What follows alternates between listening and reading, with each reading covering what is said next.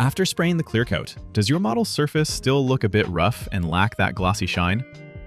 Did you know that Kaleido ColorWorks varnishes are polishable as well? Today, we're going to solve that with step-by-step sanding and polishing and bring your paint finish to a mirror-like level. Stick till the end of the video, we've got a special tip just for you. Before we start, prepare the following tools. Sandpaper from 4,000 up to 10,000 grit, 400 grit polishing compound, and 800 grit polishing compound.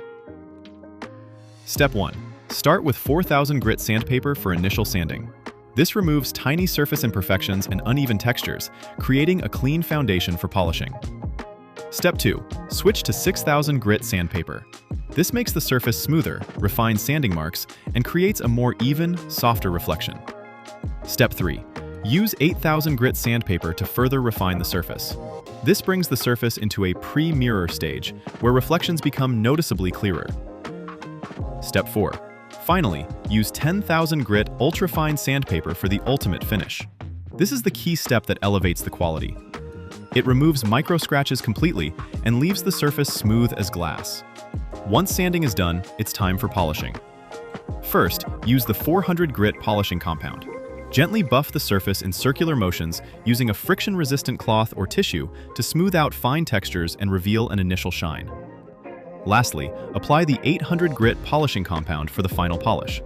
You'll see the surface gradually become deep, clear, and beautifully glossy. After careful sanding from 4,000 up to 10,000 grit, followed by a two-step polishing process, your model's surface will be mirror smooth and glass-like, both visually and to the touch. And now it's time for some tips. Add a drop or two of retarder thinner or thinner into your airbrush cup when you're airbrushing your varnishes for a smoother finish. Then, place your painted model kit in a drying oven to bake the varnish for best effects.